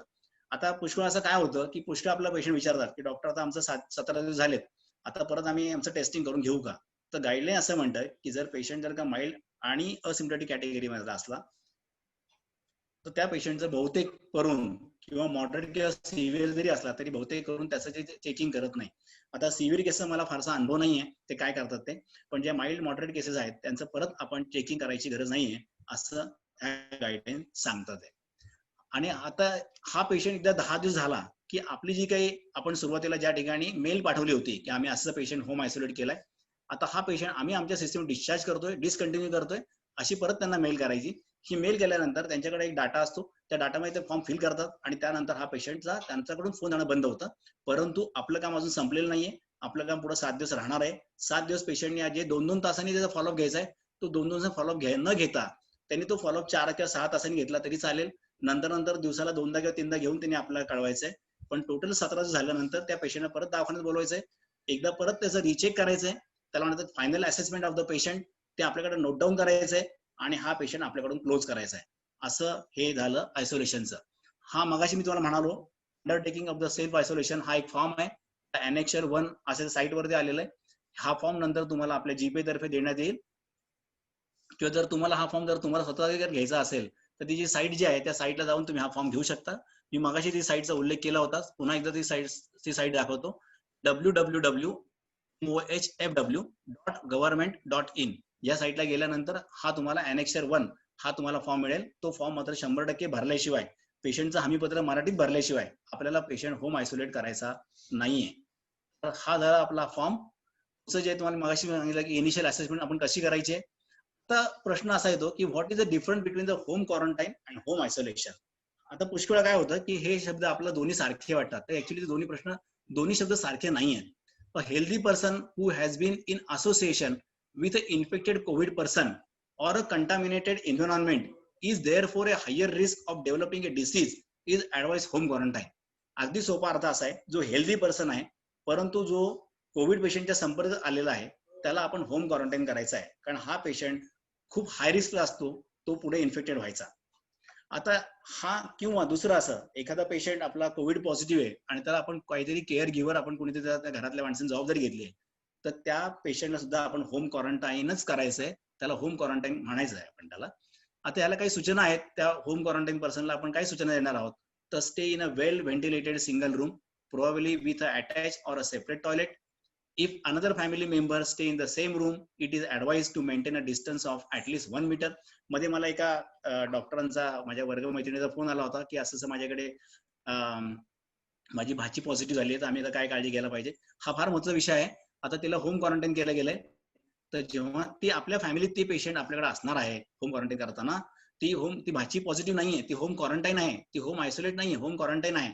पण तरी पण आपण सुद्धा आपली काळजी घ्यायला पाहिजे की आपण ऍटलीस्ट 1 मीटर डिस्टन्स ठेवायला पाहिजे, कारण हे होम क्वारंटाईन पेशंट असतात, ते एक्सपोज झालेले असतात आणि they are very high risk to become a COVID positive patient. Need to stay away from the elderly people, pregnant woman, children and person with comorbidities. हा मुद्दा अतिशय महत्वाचा आहे. आपल्याकडे सगळ्यांच्या घरात सिनियर सिटीजन आहेत, आपण सगळेजण डॉक्टर जे आहोत हे खरं म्हणजे होम क्वारंटाईन व्हायला पाहिजे सगळेजण. याची कारण असं आहे, किंवा होम क्वारंटाईन पेक्षा हॉस्पिटल क्वारंटाईन व्हायला पाहिजे. आपण दवाखान्यामध्ये जातो, आपण पुष्कळ पेशंटला एक्सपोज होतो आणि आपण घरी येतो, तर असं शक्यतो न करा, खरं तर नाही व्हायला पाहिजे असं. कारण की आपल्या घरी पण एल्डरली पीपल असतात किंवा लहान मुलं असतात किंवा आपल्याकडच्या काही लोकांना कोमॉर्बिडिटी असते, तर खरं आपण त्यांना एक्सपोज नाही व्हायचंय. आणि जर का आपण घरी गेलो तर आपण काळजी घ्यायला पाहिजे की आपण ऍटलीस्ट 2 मीटरचं अंतर ठेवायला पाहिजे. Under any circumstances should not attend any social gathering. हा अतिशय महत्त्वाचा मुद्दा आहे. मी कालच म्हणजे हॉस्पिटल घरी येत होतो, एक दुकानाचं ओपनिंग चालू होतं आणि त्या ठिकाणी 150-200 माणसं मस्त जमली होती. हे अतिशय रॉंग आहे. आपण सुद्धा जो होम क्वारंटाईन पेशंट असतो, मी आता असं माझ्या लक्षात आलंय की आपण जो केअर गिव्हर आहे किंवा होम क्वारंटाईन पेशंट आहे, तो बाहेर मस्त फिरत असतो. इनफॅक्ट जो होम आयसोलेशन पेशंट असतो तोही बाहेर फिरत असतो. तर त्याला आपण हात जोडून विनंती करायला पाहिजे की बाबा रे, तुला होम क्वारंटाईन होम आयसोलेशनचा अर्थ तू समजून घे आणि तुला फक्त आणि फक्त घरीच थांबायचं आहे. तुझ्या सगळ्या मुवमेंट बंद होणार आहे, तुला ह्या रूम त्या रूमला जायचं नाहीये, तू एका खोलीचं जायचंय, हे त्याला सांगायला पाहिजे. Restrict his or her movement within the house, within the room, not in the house, within the room, हे आपण त्याला समजून सांगायला पाहिजे. हा झाला होम क्वारंटाईन. आता होम क्वारंटाईन केलेल्या पेशंटचा ड्युरेशन कधी, त्याला किती दिवस सांगायचं घरी थांबून, तर home quarantine period is for 14 days from the contact with a confirmed case. Can reduce this period of home quarantine period if a contact with a suspected case that turn out a negative on a laboratory testing. पुष्कळ वेळा laboratory टेस्टिंगचा report पहिला negative नंतर positive अशी काहीतरी भानगड होते, म्हणून शक्यतो आपण बाकी भानगडीत न पडता होम क्वारंटाईन पेशंटला 14 दिवस घरी थांब असा सल्ला द्यायचा, म्हणजे तो पेशंट व्यवस्थित तो घरी क्वारंटाईन होऊ शकतो. मला वाटतं बहुतेक तुम्हाला सगळ्यांना वैद्यकीय अधिकाऱ्यांची इथे मी लिस्ट तयार केलेली आहे. ती लिस्ट जी आहे ती पण त्या साईटवरतीच आहे. आता आमचा जो भाग आहे तो धनकवडीचा भाग आहे, त्यामध्ये परिमंडळ कार्यालय क्रमांक 3 दीपक पाखाले सर आहेत आणि त्यानंतर विद्या नागमोडे आमच्या धनकवडीसाठी नियुक्त केलेले आहेत. तुम्ही ह्या फॉर्म मधून तुमचे कोण क्षेत्रीय कार्यालय त्यांच्याकडून नंबर घ्या, त्यांच्याकडून तुम्ही त्यांचा मेल आयडी घ्या, कुठे तुम्हाला हा पेशंट ऍडमिट केला, होम आयसोलेट केल्यानंतर कुठे तुम्हाला मेल करायची ती माहिती करून घ्या आणि त्याला मेल करा. मेल 2 वेळा करायचे, पहिली मेल ऍडमिटच्या वेळी आणि दुसरी मेल डिस्चार्जच्या वेळी, डिस्कंटिन्युएशनच्या वेळी. या दोन्ही मेल तुमच्याकडून जायलाच पाहिजे. किती जरी घाई असली तरी ह्या पेशंट मध्ये घाई करायची नाहीये. आपण त्यासाठी व्यवस्थित वेळ ठेवायचा आहे, नुसता वेळ ठेवायचा नाही, आपले श्रम आणि त्याला अनुषंगाने आपली फी हे सगळं व्यवस्थित ठेवायचंय की जेणेकरून आपल्याला पुढे त्रास होणार नाही. ह्या सगळ्या गोष्टी आपण जर व्यवस्थित केल्या तर मला असं वाटतं की होम आयसोलेशन पेशंट हा व्यवस्थित बरा होऊ शकतो. आता हे केल्यानंतर काय होणार आहे की म्हणतात ना, मी आता परवाच कुठेतरी वाचण्यात आलं माझ्या, एकमेका सहाय्य करू अवघे धरू सुपंत, असं कुठेतरी व्हॉट्सअपला मी वाचलं. तर खरंच म्हणजे covid care centre, dedicated Covid hospital care, health care आणि डेडिकेटेड कोविड हॉस्पिटल, याच्याबरोबर आयसोलेशन सेंटर हे जे आपण केलंय होम आयसोलेशन, ह्यासाठी जनरल प्रॅक्टिशनर, ह्या सगळ्यांनी जर एकत्र आलं तर हा जो आपला शत्रू कोरोना शत्रू आहे त्याला आपला हरवायला नक्कीच मदत होणार आहे. आपण त्याला हरू शकतो. ह्याच्यामध्ये कोविड पॉझिटिव्ह का निगेटिव्ह आता ही चर्चाच नाहीये. कोण पॉझिटिव्ह, अरे तो सापडला नाही सापडला काही महत्व नाहीये. तर डेथ रेट आपल्याला कसा कमी करता येईल आणि ह्याची आपल्याला सिव्हिरिटी कशी कमी करता येईल, ही जर चेन तोडायची असेल तर त्यासाठी फक्त आणि फक्त जो फ्रंटचा आहे म्हणजे जनरल प्रॅक्टिशनर आहे तोच मदत करू शकतो, ह्याचं महत्व सरकारला पटलंय आणि म्हणून त्यांनी आपल्याला परवानगी दिली आहे. मला वाटतं बहुतेक हा विषय मला जेवढा काही सोपा भाषेत सांगायचा प्रयत्न केला तो बहुतेक तुम्हाला कळला असेल. मी यातला काही फारसा तज्ञ नाहीये, तर वाचून तुम्हाला कळलं आहे. धन्यवाद. जर कोणाला काही जर शंका विचार असेल तर विचारू शकता, ते आयोग सांगतील तुम्हाला. Yes, thank you, Dr. Praveen Tarak, for your very informative talk on home isolation care. की अतिशय उपयुक्त माहिती म्हणजे what is the exact role of family physician in home isolation management हे अतिशय छान प्रकारे तुम्ही आमच्या सर्व ह्या डिजिटल प्लॅटफॉर्म वरून व्यवस्थित सांगितलंय. काही प्रश्न येत आहेत, तर त्यामध्ये home quarantine patient can go for medical checkup like X-ray, chest, blood test at diagnostic center. Yes, असं विचारतायत. हो जाऊ शकतो. इनफॅक्ट माझं म्हणणं असं आहे की जर आपल्याला शक्य असेल आणि पेशंटची जर का मान्यता असेल तर त्यांनी व्यवस्थित काळजी घेऊन मास्क व्यवस्थित लावायचं आणि त्यांनी चेकिंगला जायचंय. इनफॅक्ट मी तसं सांगेल की जो होम क्वारंटाईन पेशंट आहे तो पुढे जाऊन बहुतेक पॉझिटिव्ह होऊ शकतो, म्हणून आपण त्याचा नक्कीच चेक करायला सल्ला देऊ. जर त्यांनी आग्रह धरला तर करायचंच आहे, पण जर आपला सल्ला तो मानला असेल तर सल्ला द्यायला काहीच हरकत नाहीये, करू शकतो आपण. पण जर त्याला खर्च परवडणार नसेल तर नाही केलं ते चालेल. ओके. दुसरा प्रश्न असा आहे, डॉक्टर संजय वाघ विचारतायत पुण्याहून. बरेच होम आयसोलेशनचे पेशंट आहेत ते दवाखान्यात येऊन तपासण्याचा आग्रह करतात, तर त्यांना आपण तपासू शकतो का? ऍक्च्युली आपलं जेव्हा इनिशियल असेसमेंट करायचं आहे त्यावेळी तर हा पेशंट आपल्याला तपासायलाच पाहिजे. विदाऊट इनिशियल असेसमेंट तुम्हाला 100% पेशंट होम आयसोलेट नाही करायचंय. आता हा म्हणजे काय करायचंय, म्हणजे काय कोंबडं झाकायचं का अंडा झाकायचा हा प्रश्न पडला. म्हणजे आपण हा पेशंटला जर दवाखान्यात बोलवलं तर इतर पेशंट इन्फेक्टेड होणार आहे. तर आता मी माझ्याकडे अशी सोय केलेली आहे, त्या पेशंट थोडीशी वेळ वेगळी ठेवलेली आहे, सकाळची थोडीशी लवकर, आणि त्यांना आमच्याकडे एक वेगळी खोली आहे, त्या ठिकाणी आम्ही त्यांना तपासतो. असं एक करू शकतो. पण ह्या पेशंटला इनिशियल असेसमेंटसाठी आपल्याला हा पेशंट दवाखान्यात बघायलाच पाहिजे. पण तुमची गर्दीची वेळ सोडून त्याला तुम्ही बोलवायला पाहिजे. तो पेशंट येऊन गेल्यानंतर तुम्ही सोडियम हायपोक्लोराईड सोल्युशननी ती जागा स्वच्छ करायला पाहिजे. आणि ह्या पेशंटला शक्य सांगायचं तू फक्त एकदाच यायचं दवाखान्याला, फक्त तपासण्यापुरतं. त्यानंतर तू डायरेक्ट मला 17 दिवसांनी भेटायचंय. आधीमध्ये फक्त आपण फोनवरती भेटणार आहोत, मध्ये तू या दवाखान्यात यायचं नाहीये. मी एकदा मध्ये बोलू का थोडस? Yes yes. थोडस आपण दीपेन सरांची अशी रिक्वेस्ट आहे की आपण दुसरा सेशन, म्हणजे कारण 5 वाजलेले आहेत, दुसरा सेशन पण घेऊन टाकूया आणि मग question answers in the end if we can take, will that be okay Darak sir? मला काही प्रॉब्लेम नाही. थँक्यू. सो डॉक्टर अनिल काय वाटतंय? हा चालेल, काय हरकत नाही आहे. अजून कोणाला काय प्रश्न आहेत का? माझा एक प्रश्न होता प्रवीण सर तुम्हाला, की आता हे बेसिकली क्वारंटाईन हा शब्दच मुळात क्वारंटा म्हणजे 40 डेज अशापासून आलाय. मग हे 17 दिवस 20 दिवस 9 दिवस हे आले कुठून? खरं ऍक्च्युली असं आहे की ते ह्या पेशंटचं तो किती दिवस पर्यंत इन्फेक्टेड राहणार आहे किंवा इन्फेक्शन तो करू शकणार आहे याच्यावरून त्या जागतिक गाईडलाईन्स बनवल्या गेल्यात. काही आधी तर माझ्या वाचनात असं आलं होतं की ते 28 दिवसाचा पिरियड आहे, पण तो 17 दिवस हा निश्चित केला गेलेला आहे की 17 दिवसानंतर तो तेवढा इन्फेक्टिव्ह राहत नाही आणि म्हणून 17 दिवस केले गेले. 14 दिवस त्यासाठी आहे की जो पेशंट क्वारंटाईन आहे तो पेशंट इन्फेक्टेड नाही, तो हेल्थ पर्सन आहे, त्यामुळे 14 दिवसांना आपण डिस्चार्ज करतोय. पण जो आपला पेशंट आयसोलेशनचा आहे तो पॉझिटिव्ह आहे आणि म्हणून ते 17 दिवस असे दिवस आलेले आहेत. म्हणजे इनफॅक्ट मला असं वाटतं आपण जो आपल्याकडे एखादा घरामध्ये मृत्यू पावल्यानंतर आपली संस्कृती एवढी महान आहे की आपण 14 केल्याशिवाय घराच्या बाहेर पडायचो नाही. त्याचं महत्व आता कळतंय की ते 14 म्हणजे हे जे 14 दिवस त्यावेळी त्यांना बहुतेक हे आजार माहीत नसावे, पण त्यांनी ती संस्कृती तशी डेव्हलप केली असं मला वाटतंय. त्याला धार्मिक अधिष्ठान दिले, त्यामुळे लोक ते पाळलंय लोकांनी. Thank you, Dr. Praveen Tarak, for your very valuable and informative talk on home isolation, effective management of home isolation care. Thank you very much. अजून पण कोणाला काही क्वेश्चन हवे असतील तर आपलं डिजिटलचं एकदा लेक्चर जे आहे ते झाल्यानंतर आपल्या अध्यक्षांनी परवानगी दिलेली एक क्वेश्चन घेऊ शकतो. त्यानंतर आपण पुन्हा एकदा क्वेश्चनचं अनिल भांडवल सर करतील. क्वेश्चन आन्सर्स मध्ये भरपूर ज्यांना कुणाला क्वेरीज असेल तरी क्वेश्चन आन्सर सेशन मध्ये टाकून ठेवा. डिजिटलचं लेक्चर संपलं की पुन्हा आपण क्वेश्चन आन्सर कडे वळूया. Now we move towards the second session, that is the DigiShield in medical management. Dr. Sanket Barelai is with us. He is the chairman of DigiShield, Sanket Barele is a health IT expert, innovator, and entrepreneur. As the head of DigiShield, he has pioneered groundbreaking product, processes, and services and has established partnership with some of the largest healthcare enterprises across the globe. Sanket, with his enterprising skill, has founded many innovative enterprises in the field of healthcare and technology that focus on developing and delivering solutions for the global healthcare industry. He is also founder of Figmed, a Pune-based Google venture-backed company that manage healthcare data for 40% of US citizens.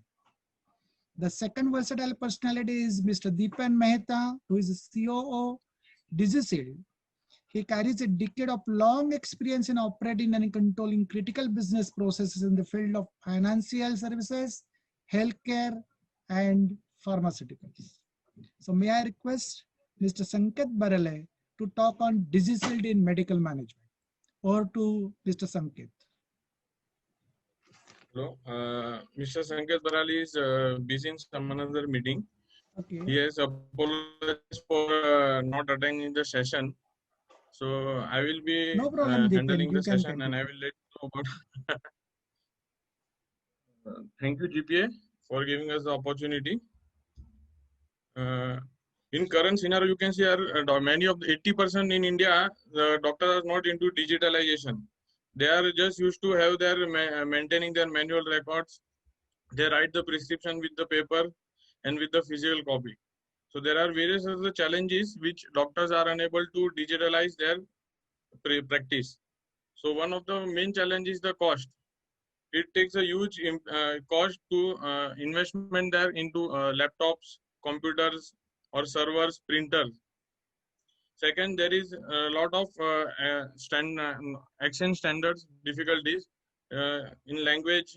Various of the villages, the people doesn't know how to speak English. They are used to having Marathi or Hindi.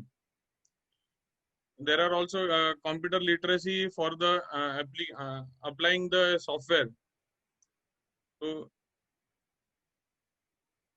it's very complicated, and to implement the software for medical records, keep maintaining their medical records. The very rigid policy, government has not applied any policies to use the software, or there is no any format for using the software. It also costs a lot of infrastructure or space in the clinic. If you have like computer and printer or laptop, it requires huge space as well. Many of the doctors are also concerned about their data privacy. Is their data, is their patient's medical record are safe and secure? So due to many of these challenges, doctors are not using the medical softwares for maintaining their patient's record. So is there a solution for this crisis? Are we in position to restart India's healthcare system safely and effectively? DigiShield. DigiShield can help you digitalize your medical records. Doctors and patients are concerned about interacting with each other for non-COVID related care. So DigiShield helps doctors screen patients for various risk factors before they come into the clinic or hospital, thereby reducing the risk of COVID-19 contamination to themselves, their staff, and their other patients. The platform offers a comprehensive solution to dramatically increase safety of the doctor-patient interaction in the world with COVID-19. What DigiShield focus is security. Our company is a HIPAA compliance company. Even our employees are not allowed to use mobile phone inside the office premises. So the records of the doctors, everything is securely stored in the cloud-based server. Even doctor can have their medical records whenever they want. It can operate it through mobile as well as in tablet version. They can access anywhere from any location. If suppose any doctor is practicing in one or two, more than 2 clinics, so in every clinic, wherever the doctor visits, they can operate their patient's medical record. They can have access of their data. Even after daily, monthly, or weekly, they can have their analytical report as well. The number of patients visited, which patients are at high risk, which patients have in a low risk. So each and every record of the patient, every disease and everything is been analyzed, and it can be viewed by the doctor whenever they want. It also helps to maintain accuracy of the data. So suppose in many of the instances, it happens that patients forgot to bring their paper prescription. So doctor doesn't know that in before their first visit, what was the prescription or what were the medication doctor has prescribed. So it find difficult for the patient and doctor as well to give the further medication. So through DigiShield, if patient forgets the paper prescription, it's no worries for the doctor as well as for the patient. Doctor can easily have their access of their previous medical records of the patient, and accordingly they can prescribe the medication for further use. Every complete data, complete medical records, everything has been secure in the Google Cloud. So suppose if doctor phone is been crashed, or suppose his tablet has been crashed, so doctor just need to have their login ID and one-time password. Doctor can log in and have their complete data in their new mobile or new devices. Just need to have their mobile number and OTP through login the data. So basically, DigiShield is not just a telemedicine platform. We have also developed one AI-based power solution in which currently patient are doctor both are worried that if patient visit their clinic, so is the patient is of high risk or low risk of COVID. So doctor has to just book the appointment. Patient will receive an SMS link in which patient has to enter 17 to 18 parameters of their disease, and accordingly through our AI-based solution and through their location history, through their comorbids, every details has been viewed and analyzed by our AI solution, and it will give result to the doctor whether the patient is of high risk, low risk or medium risk. So if the patient is of high risk, doctor can even do the telemedicine through DigiShield and can have consultation. If doctor feels the patient is of low risk and patient need to be treated in a in-person visit, then doctor can call him the person to have an in-person consultation. So the DigiShield is very easy to use software. It's very convenient, and doctor doesn't have to change their behavior of writing and giving the prescription. I will just show you how to use the DigiShield.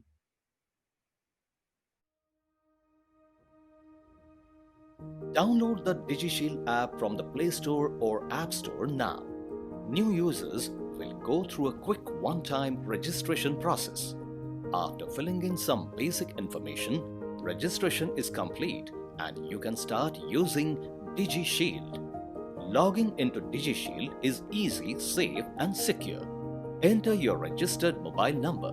An OTP is sent to your mobile. Enter the OTP and you are logged in. No passwords to forget. Making a patient's appointment is easy. Just click on the calendar sign, enter the patient's name and mobile number. Select date and time of the appointment, and that's it. A confirmation message will be sent to the patient, and so will a reminder. A day before the appointment, your patient will be automatically contacted by the DigiShield agent. The Shield agent will collect the patient's symptoms, history of present illness and more. The agent will also collect any consents or indemnity that you want to collect from them. Based on the DigiShield interaction, you will be alerted to the patient corona carrier risk. It's easy to do a phone or a video consultation with the patient. DigiShield recommends that patients that have been flagged with a high or moderate corona carrier risk should be consulted via consultation first. Click on the phone icon or the video icon to do a safe and secure teleconsultation with the patient. In order to issue an e-prescription to a patient, tap on the pencil icon, tap on the camera icon to take a photo of the prescription, and you're all set. The prescription is sent securely to the patient immediately. DigiShield is easy to use and you will be online within 5 minutes of downloading the app. Download DigiShield on the Android Play Store or Apple App Store today. Protect yourself, your patients, your community. Download DigiShield for free today. What basically we have focused on, we have doesn't change the behavior of the doctors. Doctors are just used to have their prescription right on the paper and send the paper to the patient. So we have changed the we have not changed the behavior. They just need to click the photo, upload the prescription, upload the reports or any lab or medical history. Everything can be maintained by the doctors, and their behavior remains the same. And the cost of the implementation is also zero. The software is free for the doctors, and doctor can download it from App Store as well as from iOS Store. So would recommend doctor to start downloading and using it. Or if you have any issue, just log on to www.digishield.me. Or you can have any question, you can just write your question in Q&A session. Thank you. Hand over to Dr. Anil. Thank you, Mr. Deepan, for your valuable information about the DigiShield in medical management and your cooperation to the GPA for this digital platform also. President Dr. Rupa Agarwal, if you permit, we can take the further question answer session. Please share undertaking form if possible. This is one question. Fees कमीत कमी किती असावी असा एक प्रश्न आहे. खरं म्हणजे आपल्या यामध्ये अतोनात कष्ट आहेत. आता हा जो पेशंट आहे आपला, त्याला आपला होम आयसोलेशन करायचंय. हा पेशंट जर का कोविड हॉस्पिटलला गेला किंवा कोविड केअर हेल्थ केअरला जरी गेला तर त्या ठिकाणी त्याला मिनिमम 30,000 रुपये भरावे लागतात. तर मला असं वाटतं की आपण मिनिमम 2,500 रुपये फी घ्यायला पाहिजे. 500 रुपये प्रोसेसिंग फी विथ स्टेशनरी आणि 2,000 रुपये आपले 15 डेजचा आपण त्याला जो काही त्याला बॅकअप देणार आहोत त्याचं घ्यायला पाहिजे. म्हणजे कारण आपण 150 रुपये फी आपली सगळ्यांची कन्सल्टिंग असतेच मिनिमम 150-200 रुपये. तर 2,500 रुपये जर कम्फर्टेबल फी. मगाशी फक्त एक सांगायचं राहिलं की आपल्याला एक बॉक्स तयार करायचा आहे. त्या बॉक्समध्ये काय काय वस्तू असणार आहेत त्याची एक यादी फक्त मी सांगतो तुम्हाला. ती जर का करून घेता आली तर लिहून ठेवूया. एक पल्स ऑक्सिमीटर. आता पल्स ऑक्सिमीटर कुठला असावा, कुठली कंपनी असावी याचं मी सकाळीच काही डॉक्टरांची चर्चा केली. त्यांचं म्हणणं असं की शक्यतो चांगल्या कंपनीचं घ्यावं. डॉक्टर ट्रस्ट हे US FDA अप्रूव्ड असलेलं पल्स ऑक्सिमीटर आहे. साधारणपणे 2800 रुपयापासून ते 4,000 पर्यंत किमतीचं ते घ्यावं. त्याच्या खालच्या किमतीचं मिळू शकतं. त्यानंतर डिजिटल थर्मोमीटर किंवा कॉन्टॅक्टलेस थर्मोमीटर जो असतो तो घ्यायला पाहिजे. कारण की जर आपण डिजिटल थर्मोमीटर घेतला तर त्यानंतर तो व्यवस्थित स्पिरिटनी पोचला गेला की नाही याची खात्री करून घ्यायला पाहिजे. हा दुसरा भाग. तिसरं असणार आहे सोडियम हायपोक्लोराइड सोल्युशन. ते आपण शक्यतो पेशंटला सांगायचंय की एवढं तू टोपण भरून घे, म्हणजे 10 ml होईल आणि ते 1 लिटर पाण्यात टाक. किंवा याच्या गोळ्या मिळतात तर साधारणपणे 1 लिटर पाण्यामध्ये 3 गोळ्या असं ते माप आहे. चौथं असणार आहे ग्लोव्ज. हे डिस्पोजेबल ग्लोव्ज बाजारात मिळतात ते त्याला द्यायला पाहिजे. साधारणपणे जो केअर टेकर आहे, केअर गिव्हर आहे, त्याला दिवसाला 3दा तरी ग्लोव्ज घालायला लागतील. म्हणजे साधारणपणे 17 दिवसाला त्याला 50 जोड्या त्याला द्यायला पाहिजे. त्यानंतर मास्क हे जे असणार आहे ते सर्जिकल मास्क असणार आहे. ते पेशंट जो आहे तो 3दा वापरणार आहे. त्या अनुषंगाने साधारणपणे 17 दिवसाचं ते जे मास्क आहे ते पण 50 असायला हवेत. ती संख्या कमी करता येऊ शकते आपल्याला.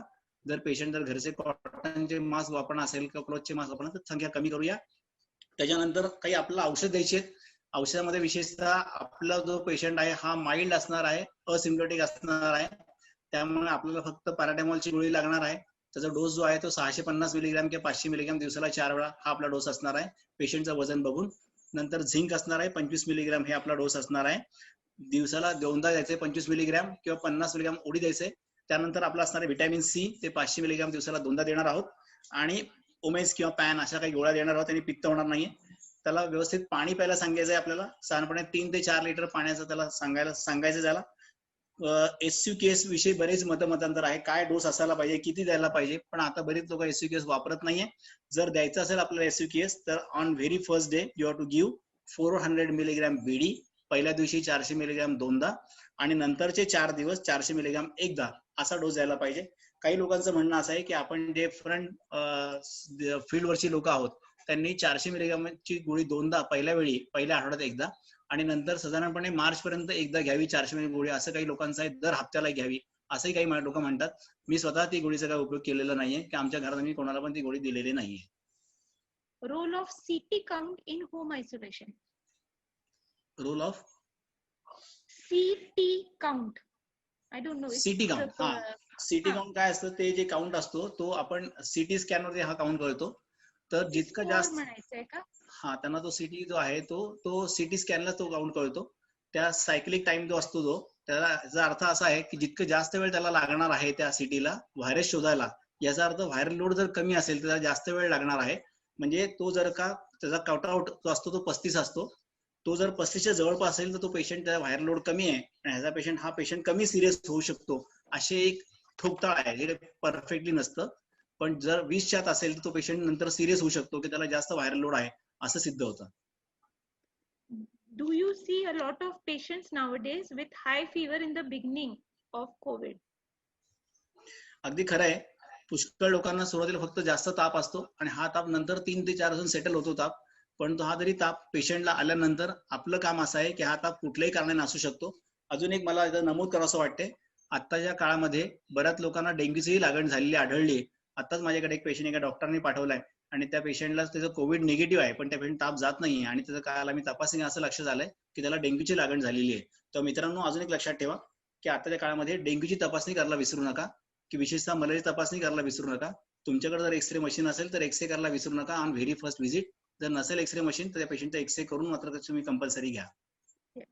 Next question from Bhagyashri. Can we home isolate pregnant patient with COVID positive report but asymptomatic? शक्यतो करू नये, कारण की याची 2 कारणं आहेत.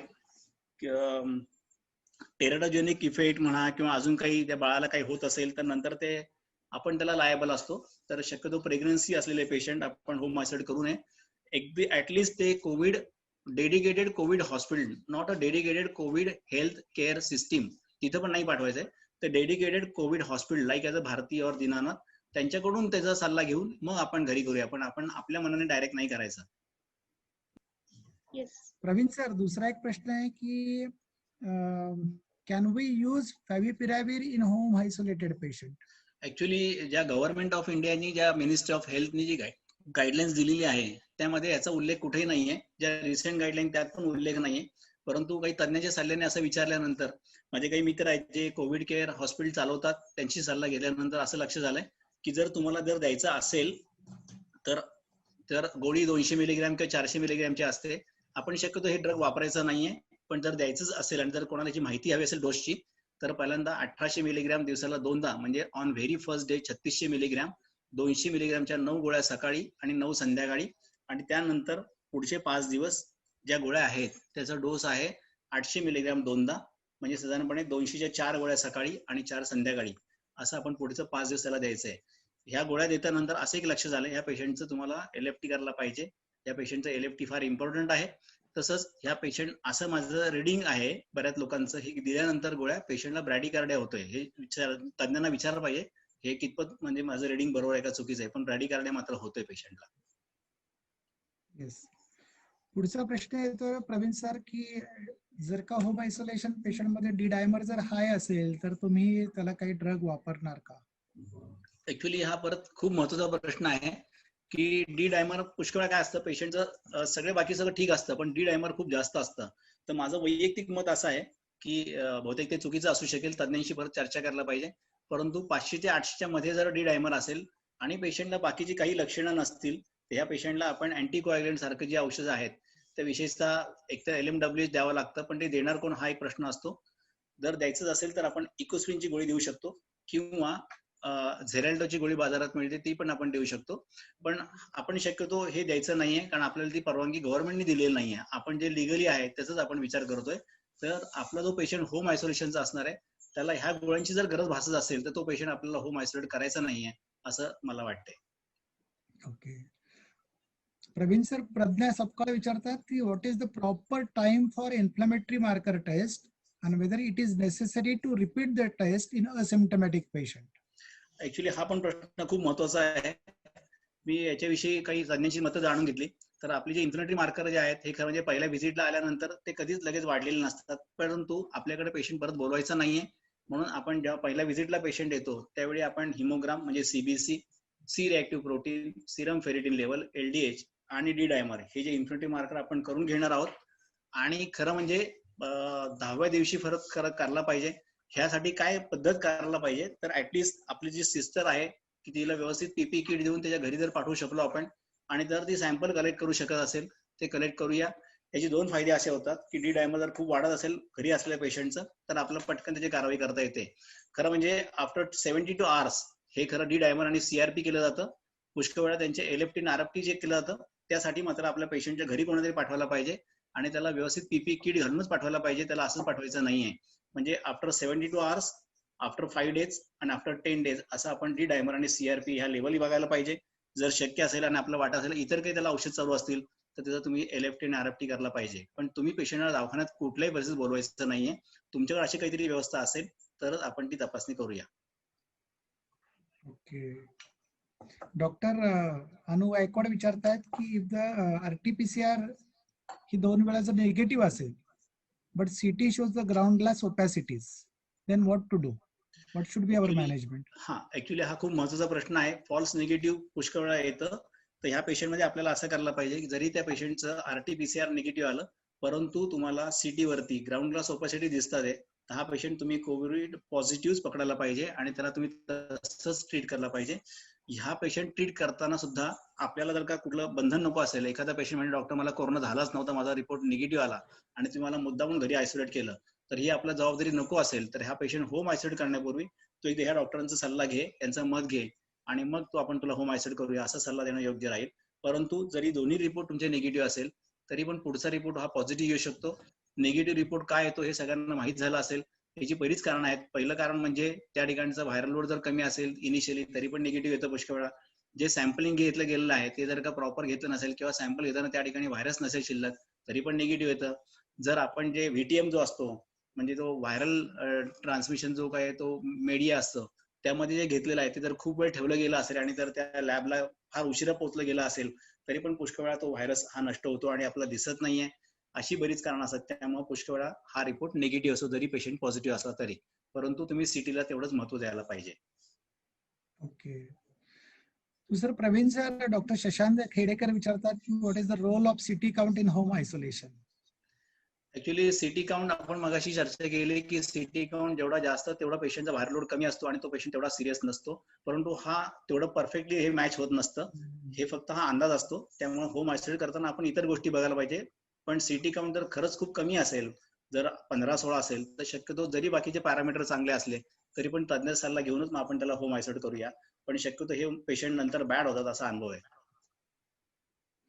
दुसरं डॉक्टर रेखा शाह विचारतात की how to give SCQ to children who can't take the tablet?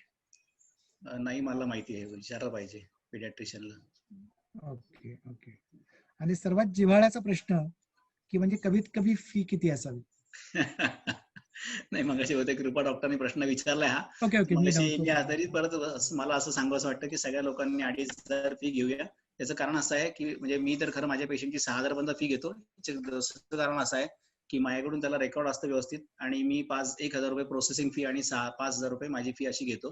त्याला 17 दिवसाला व्यवस्थित बॅकअप असतं.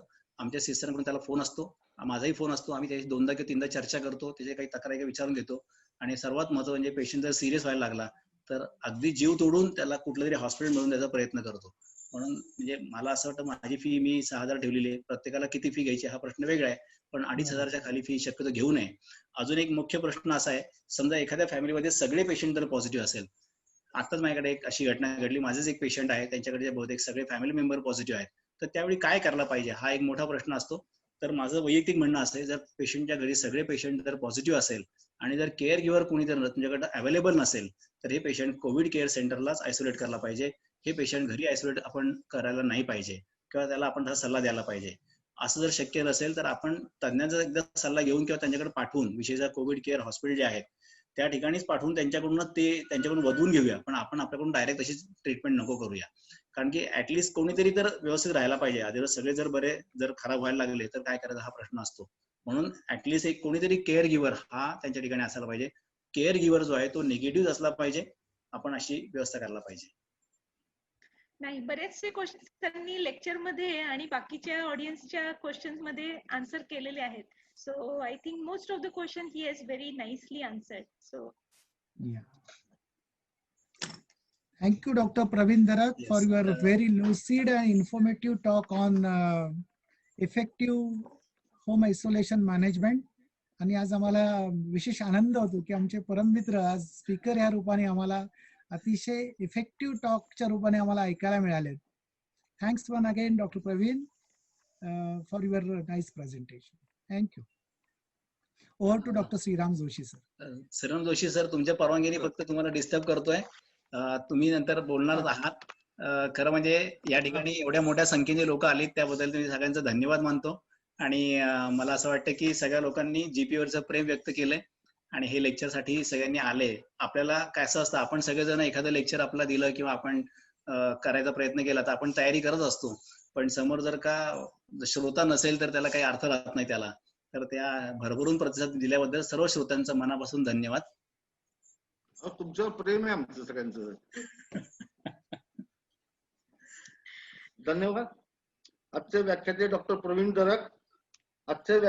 प्रवीण दरक, तसेच दीपेन मेहता व संकेत बराले यांचे जीपीए पुणे तर्फे मी मनपूर्वक आभार मानतो. तसेच आजचे संयोजक आमचे मित्र डॉक्टर अनिल भांडवलकर यांचे पण जीपीए तर्फे मनपूर्वक आभार. आजचे प्रायोजक डीजी शील्ड यांचे पण मनपूर्वक आभार. सर्व मान्यवर उपस्थितांना एक विनंती आहे की सगळ्यांनी डीजी शील्डचं सॉफ्टवेअर जे आहे याचा उपयोग करावा.